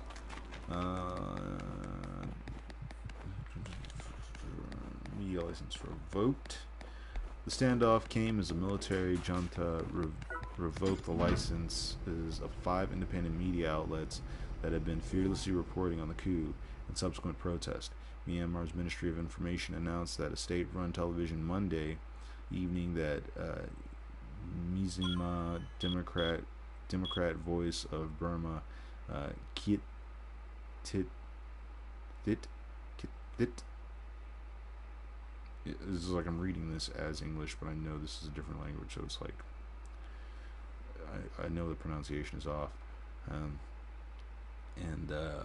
Myanmar Now and 7 Day News have been stripped of their publication license and were not allowed to use any media for news purposes. DVB's operation director Myonggon To Lat said the order meant that they were no longer officially recognized as media organizations, nor allowed to broadcast or publish on any platform. That's not going to stop us, To Lat said. Good on you. Myanmar also continued to broadcast images of the protest on its YouTube channel Tuesday. On Monday, the group confirmed on its website that the military revoked its license.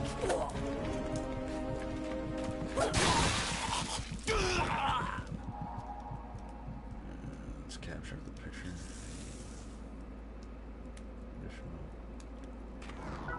Yeah, let's capture the picture. DVB was one of the several media organizations forced to operate outside of the country for years under military rule. Formed in '92 by democracy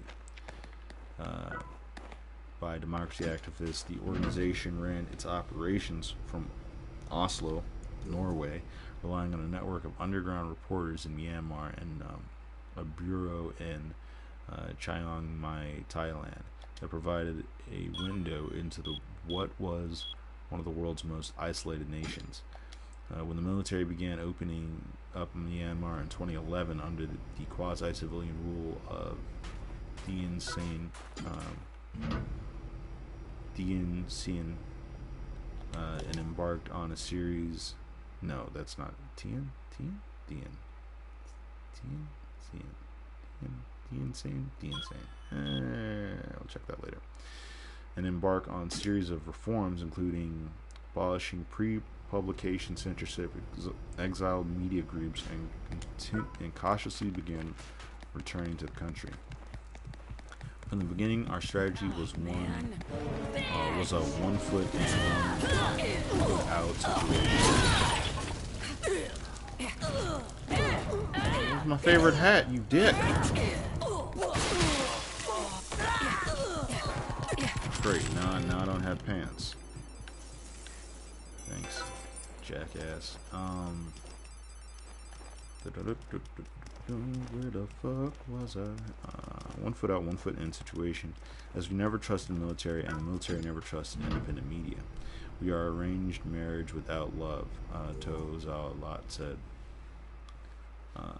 Paul Donowitz, Myanmar campaign leader at the rights group Global Witness, said media crackdown showed the military was attempting to return the country to its darkest days.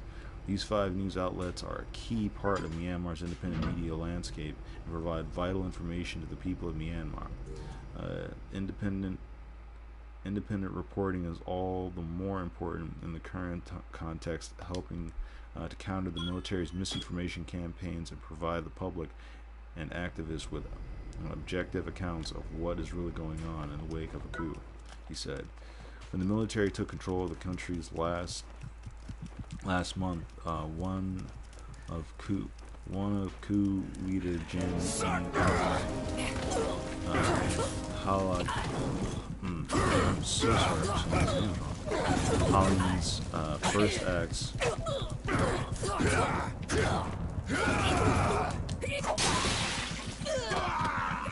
Fuck this shit. Over to the site. Let's go dealing with these clowns. I need something with some range. First acts was to pull the plug on independent TV channels. Since then, the journalists have been among 1,857 people detained by junta forces among the 2 DVB reporters. There will clearly be more targeting of journalists on the ground, and we expect more arrests. Our main concern is how can we manage our staff safety at the same time we need to report, Toza Lot said. Going back into exile could be a possibility, he said, but for now, DVB will be reporting every platform they can. The coup can't stop our reporting. There is no way we're going to stop right now, he said. You know, shout out to that guy. That's heart. That fucker's got heart. You know, that's the side of journalism y'all don't hear enough about. The fuckers out here putting their lives on the line to report on a coup in their home. People are dying. People are getting killed in these. They're getting beat. They're getting arrested. They're getting murdered. Like, you know, and they are out here risking their necks to report on these atrocities. Shout out to them. I really hope that that this gets put down soon. The coup, I mean, not the reporters. Obviously, we support independent journalism here. And now on to the lighter shit, because you know that was a lot of heavy stuff for an hour and a half's worth of news. Microsoft's ZeniMax acquisition officially completed. Bethesda now part of Xbox. So, sure, cool. I was the first time I heard of this. I was like, all right, cool. I made no. I've been very public about my feelings on where I stand in the console war on PlayStation, but you know, I also got a PC now, so I also don't care as much anymore because everything that's on an Xbox you can play on a PC. It's you know, so for you Xbox fanboys, relax. You still have no exclusives. You technically you still have no console exclusives. Is what it is.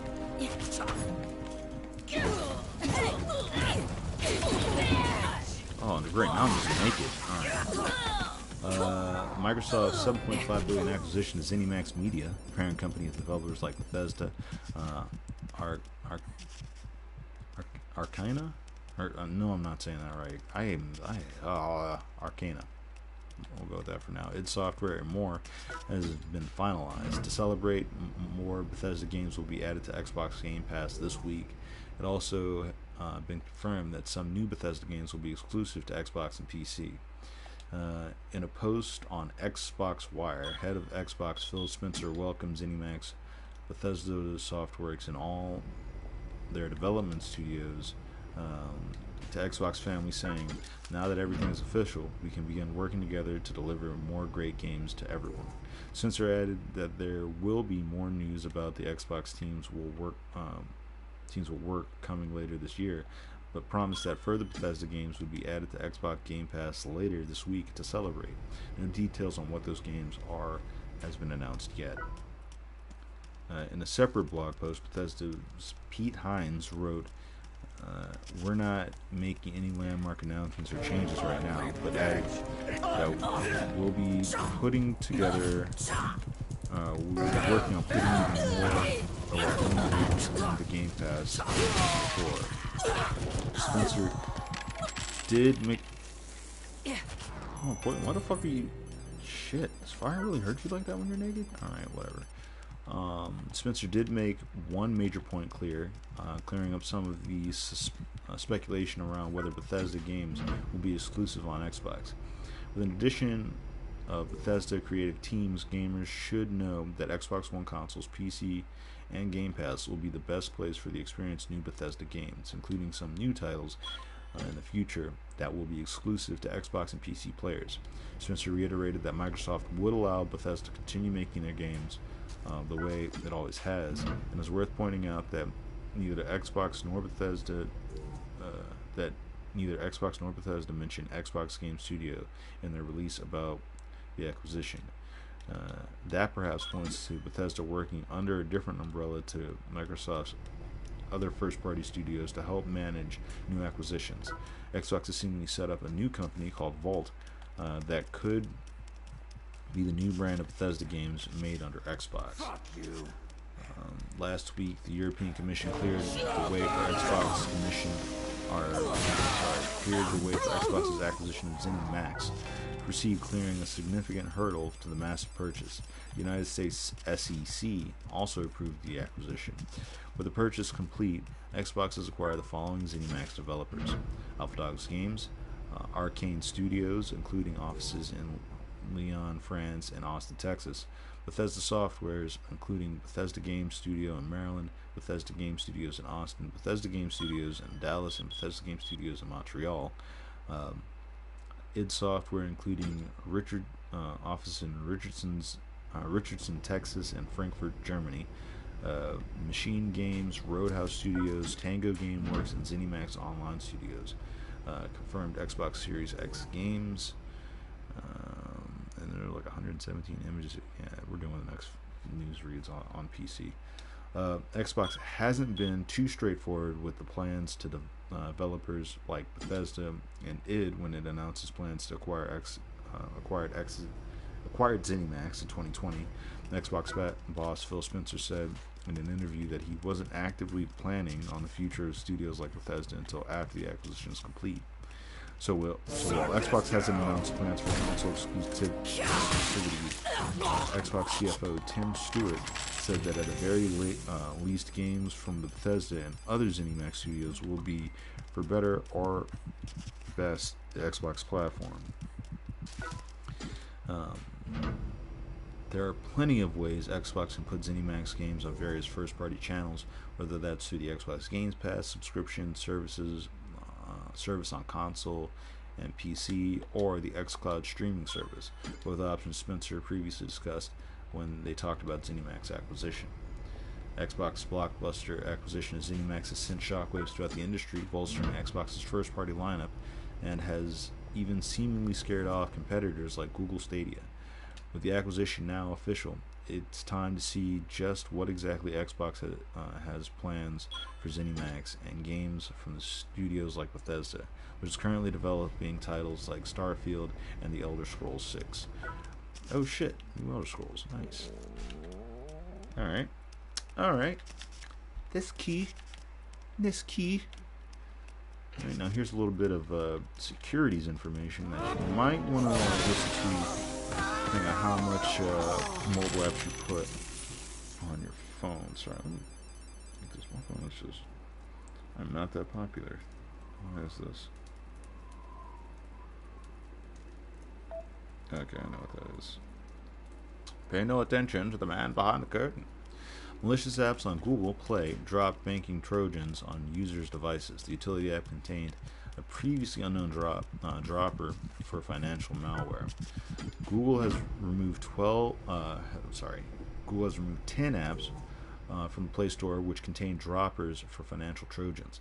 On Tuesday, Checkpoint Research, or CPR, said in a blog post that Android applications appear to have been submitted by the same threat actor who created the new developer accounts for each app. The dropper was loaded into otherwise innocent-looking software, and each of the 10 apps were utilities, including Cake VPN, Pacific VPN, Beat Player, QR Barcode Scanner Max, and QR Recorder. Oh. Wait a minute, I don't think I use those. Utilities functionality is ripped from existing legitimate open source Android apps in order to avoid detection by Google's standard security protections. Firebase was used as a platform for command and control C2 communication, and GitHub was abused for payload downloads. According to the researchers, the hidden droppers. Sir, relax. Alright, there we go. According to researchers, the hidden droppers C2 infrastructure contains parameters enable or disable to decide whether or not to trigger the app's malicious functions. Parameters are set to false until Google has published the app, and then the app trap springs. Dubbed the Class 82, CPR says the newly discovered dropper has been designed to deliver financial malware. Once triggered, second stage payloads are pulled from GitHub, including MRAT and AlienBot. If the infected device prevents installation of the application from unknown sources, Class 82 promotes the user with a fake request pretending to be Google Play services, requesting the users to allow installation every 5 seconds, the team says. MRAT is used to provide remote access to the compromised mobile device, whereas AlienBot facilitates the injection of malicious code into existing legitimate financial apps. Attackers can hijack banking apps to obtain access to a user's account and steal their financial data and malware. Holy fuck. Welcome back. Really? So what do you think about our insurance offer now? Oh, well, shit.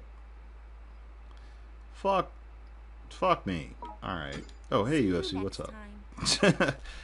God damn it. That's dirty. That's fucking dirty. Dirty. I got killed. Because I was naked and not afraid. Yeah, shit happens.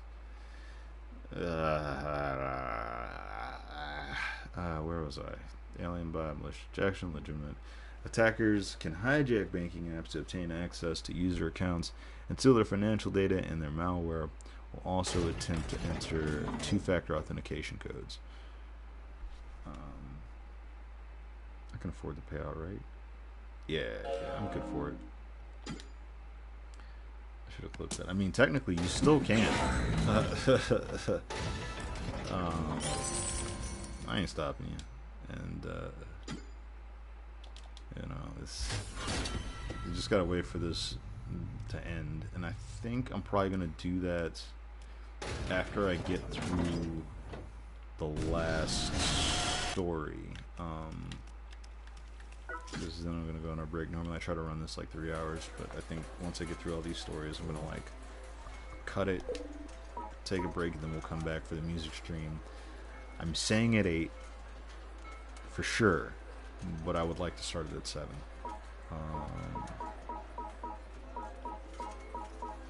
Got 19 days to get some of this shit out.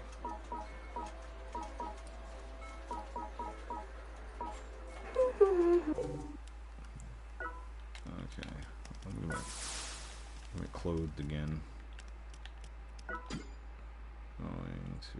Going to cool. Welcome back. Also, how are you doing? Actually, you said you were trying to lurk. If you got some stuff you need to do and just using these little news updates as background noise, I'm fine with that. Let me get my clothes on.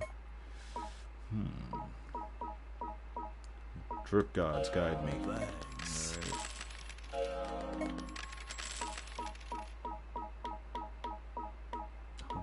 This hat with that shirt and these pants. Thanks. Alright, there we go.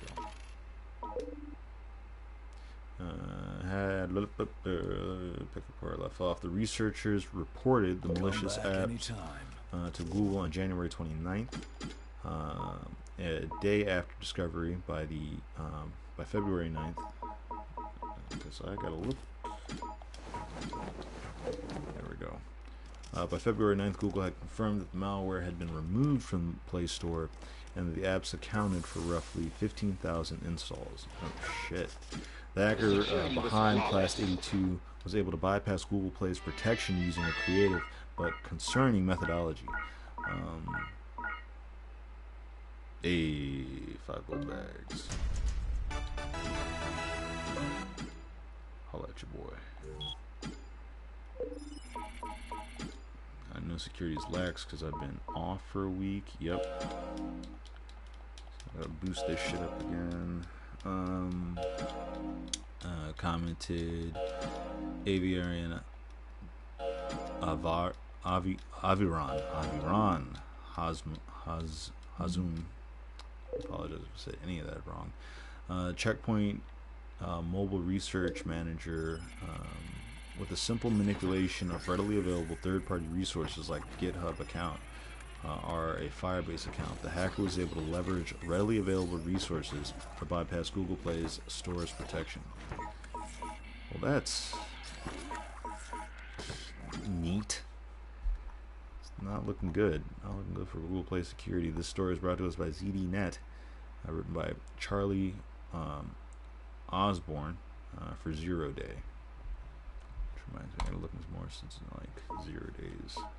I figured that was a nice little side. Also figure out like how to find 0 day bugs, but it's like there's a lot involved in that, and I have a very, very short attention span. This is actually one of the reasons for streaming is like I'm going to use streaming to like promote a sense of focus in some of the stuff that I have to pick up. I recently acquired a piece of equipment that will allow me to angle the camera better so I can do more like over the shoulder work. So the melodic stream is going to look different tonight, and this also means more DIY stuff further down the road.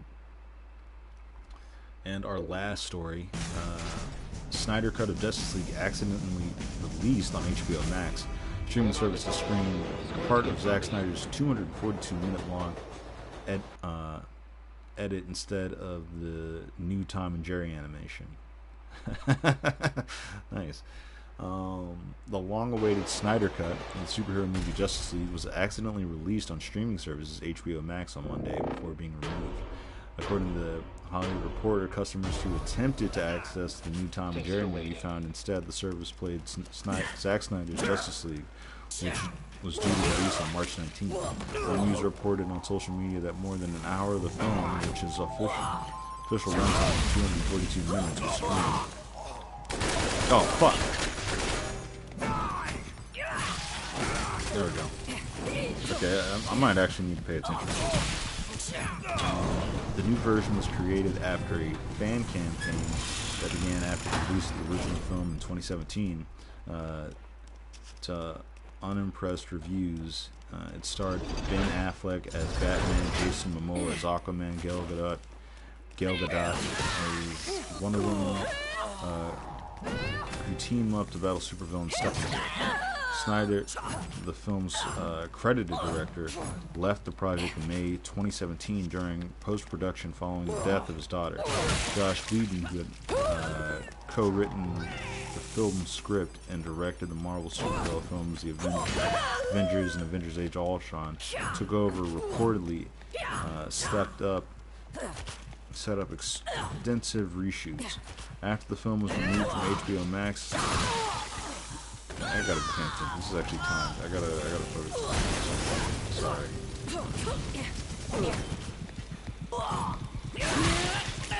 There we go. Wow, this is a full deck. They were just all weak. Alright. Still got a minute. Don't think there's any capture ops.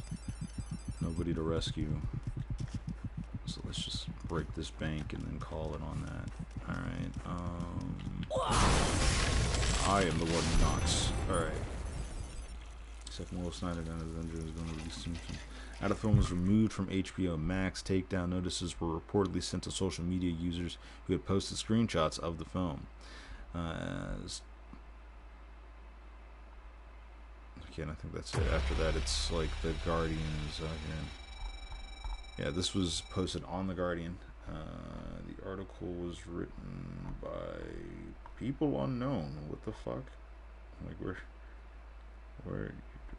is, who do I credit to this? Is the Guardian just one in? Oh, Andrew Pulver. Andrew Pulver of the Guardian brings a sad story. I'm gonna be honest with you. I forgot. Like Justice League was bad. Freaking what Whedon did to that movie was trash. I'm not a DC fan, but even I hurt for them because that was garbage. That shit was so bad. I forgot it was released. I forgot Justice League happened. I thought Justice League was Batman versus Superman. You know, because one of those movies did like a whole lot of shit at once, and I was just like, huh? And it was, yeah. So I completely forgot that Justice League was a movie that saw the light of day. But I've seen like bits and pieces of the trailer for the Snyder Cut, and I'm like, alright, I'll give this a shot. But yeah, bonkers. Alright, so that was all the news running down. I may certainly, I usually have like some science stuff thrown in there, but that's something that I'd have to do over PC, as there's usually like photographic or video elements to those stories that kind of like support what you're reading. And I think it is important to address science whenever you can, because there are a lot of people who do not address science, and then they say some stupid shit that, like, you know, even though the science that we've covered so far, like on this channel, has not related directly to anything like the pandemic or like climate change or anything like that. It's science, you know. It's like, I feel like you get enough of understanding of just how stuff works and how people research the things, you'd understand. It's like, oh, okay, maybe I should shut the fuck up on stuff I know nothing about. Like, you know, if I'm reading you studies from a accredited scientific journal, you know, that should probably go with you a little bit longer, like, than some chump in a suit who's paid by lobbyists to be like, nah, it's not real. Like, nah, don't listen to some old head who was like, you know, putting the church first, like, you know.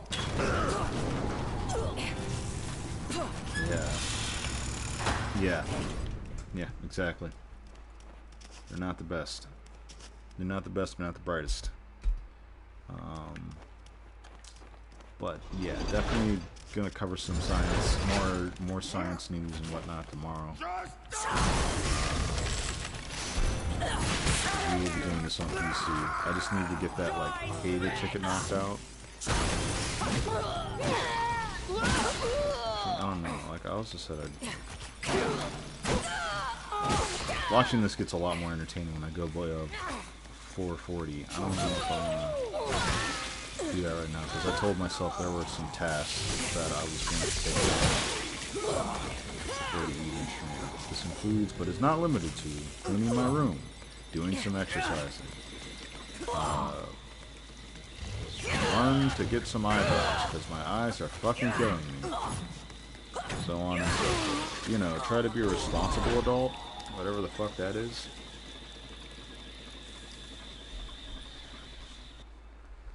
Actually, let me pull up one more story. Let's see what IGN's got. Very relatable. Not very. I can't say relatable. Dating stories. Should I care about?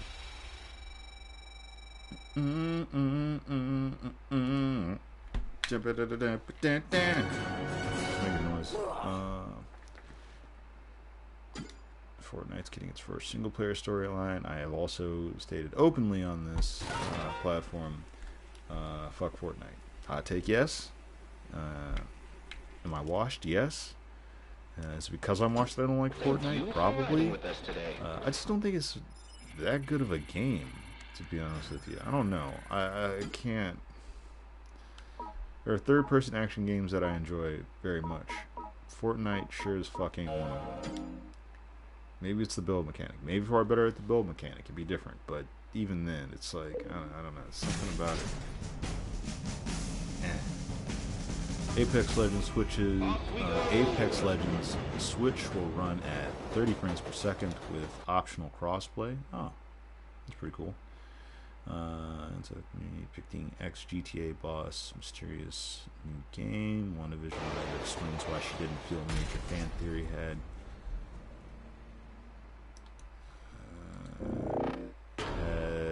to come true. Thanks for waiting. God of War Fallen God, #1 exclusive. Oh shit. Hold on. Oh yeah, I gotta get out. I'm about to get killed. I'm about to get murderized. Oh, bad touch. Bad touch.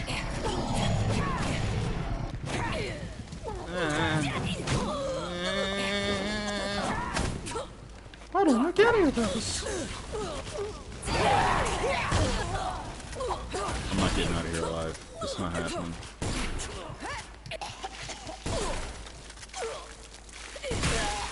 Yeah, I saw that coming.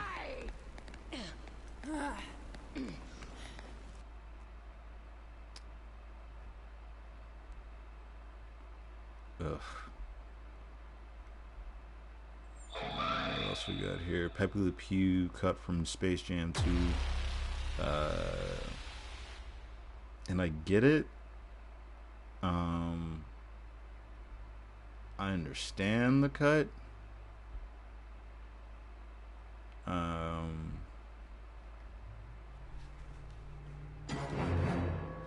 Shouldn't it have happened sooner though? Like, first off, Pepe Le Pew is a caricature of the French people, which out the gate, that's, you know, I guess it's like problematic. That'd be problematic, right? Like by today's standards, like. Secondly, yeah, that man's was not understanding consent at all. So I see what you did. I get why you had to do it. It's a little weird it took this long, because where was Speedy at? Is Speedy Gonzalez going to be in the new Space Jam? Did Speedy Gonzalez not get canceled? I hope not. I really like Speedy Gonzalez. Oh, how I've been waiting for you. Problem was those old Hello, tunes do believer not in the age power well. of the mushroom. They do not age well. It's like you got two very drastic The secret of my different types success. of stereotypes. The secret of my success. The secret of my success. When it comes to the Mexican of people human in those sex. cartoons. It's like they're either like very lazy and stupid, slow and stupid, or they're thieving. Like there was like a no-win situation The secret of my success. when it came The to secret of my representation success. of Looney Tunes and Speedy Gonzalez. It was like shit. You know, it was not a great time, but I still enjoyed those cartoons. If you can look past that for like 5 Without seconds. mushrooms, you'll there's be no like, glory. There is nothing. There's no love. Nothing makes sense. Who likes mushrooms? But yeah, he's canceled, so Oh, I don't know. welcome back. Water off a duck's back. I'm not really fazed by that shit, so it happened. God of War comic fills a major plot gap. I'm assuming between when his ass was wasn't he thrown off a cliff? Like, didn't Athena kill Kratos in the last, or not the last, but before the most recent God of War? Didn't like he threw himself off a cliff, kind of died, and then it's like at the very end of that game, you see his body kind of being dragged off from nowhere, right?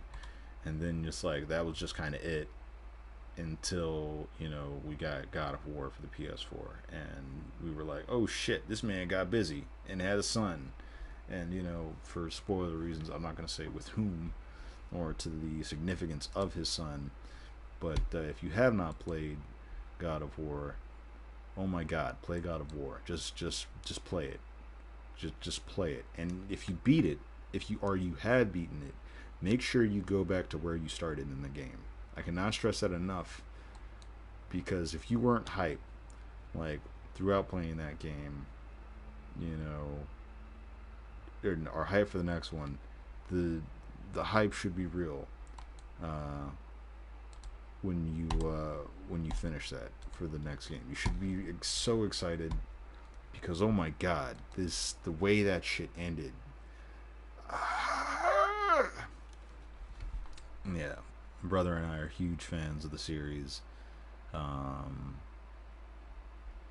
Fucking like when the Ragnarok teaser hit, oh man, woof. I got the goose pimplies. It was all over the body. Oh yeah, I'm excited. And there's a graphic novel. There's a comic out. They actually did like a digital comic for God of War, the PS4 version of God of War. I think before its release, like a couple months or so before its release, they had like this little Facebook campaign. So if you jumped in on it, it was like a choose your own adventure, like text-based kind of graphic novel thing. So you'd like be talking with Kratos as Atreus or whatever, and you select these responses, and that would like choose things in the story, and after particular responses you'd get art, right? So it's kind of like giving you lead ups to the game. I gotta look back and find those, because I'm not sure if that was like the actual first like 15 minutes of the game, or if it was like filling the gaps of like Kratos raising this child before the funeral of his wife. But it was something that was really cool in a campaign that's Santa Monica did for the God of War game. This one looks worthwhile. Worth checking out. This one looks These worthwhile. weapons. I don't think we're gonna upgrade any of these. Should be good on that. One more story. Okay, this I'm actually interested in, and I need somebody to verify this for me, because I think the closest Walmart is not that close. But got a story here from IGN's Adam Bankhurst. Pringles releases a flavor that tastes like an extinct animal from Halo Reach. Pringles' latest flavor is based on the Moa burger from the planet Rebirth. If you aren't familiar with the particular planet or flavor, it may be because it's based on the flightless bird delicacy in 2010's Halo Reach. Halo's Twitter account announced the surprising collaboration with Pringles, revealing that the Moa burger is a limited edition flavor that is now being sold exclusively at Walmart. Not only do Moa appear in Halo Reach, it is also in-game advertisement for the Moa burger that those Reach were able to enjoy. Furthermore, players who kill 7 Moa in Halo Reach's winter contingency mission can earn and keep the achievement. Earn the Keep It Clean achievement. While the timing of this new flavor may be a little strange, it's important to remember that Halo Infinite would already have been released. It had not been delayed past holiday 2020 release window. A delay does more than just upset those who really wish to play the game, but it impacts marketing schedules and plan methods, or years in advance. We've already seen such other examples in the wild as Halo Infinite Monster Energy cans that give 2 XP bonuses to the game that is still in development. While these Pringles cans don't appear to include any special codes, they may hint at Moa being one of the many wildlife that players will be encountering in the new open world Halo Infinite when it is released in fall 2021. And then looking at a picture of the can of Pringles, teal and like dark teal blue with the Moa burger on it, and Chief looking off into the distance. The Pringles guy on some headphones. They're wavy. apparently, so that's interesting for Pringles. And a picture of what would be, I guess, a Moa burger, which is making me kind of hungry because it's like a 4-patty Jenks with, I think, bacon or some kind of sauce at the bottom, special sauce between 2 patties, and some cheese and lettuce and pickles and red. Yeah, I'm fucking hungry. Fucking hungry. Goddamn. Yeah, I want to try that. I want to try at least 1 can of that. If you have it, if you find it, if you try it, let me know how it is. You know, so if I know the juice is worth the squeeze, because I'm curious what an imaginary, like, extinct fowl tastes like. Noah's like a cow or I mean, this is oh, you can have chicken burgers. It's beef. I'm assuming some sort of cattle, right? So it's like some sort of beef, extinct beef. You know what? Just let me know how it is. Come back anytime. And on that weird note, that culinary weirdness, I'm probably gonna call it. Current time of this is 1:32 p.m. Eastern, and I got some responsibilities that you know, I should probably get to. So yeah, I'm probably gonna do that. Stream will be back again at 8 for sure. But I'm aiming for 7. And I'll keep saying that. It's going to be melodics practice, you know, some more music practice, music talk. So it'll be like playing music, talking about artists, songs you listen to, all that good stuff. Probably going some more musical equipment and all that, because I do like techie tools and the toys and, you know, whatnot. Yeah. So I'll catch you. Thanks for stopping by. Kai, always a pleasure. UFCMD, thanks for dropping in. Jay White, whose numbers I can't see because I can't scroll up the chat like that. Thanks for dropping in. Everybody else, thanks for lurking. If you were there, even for like a split second, I appreciate it. Helps the count. Yeah, I'll see you again at 8.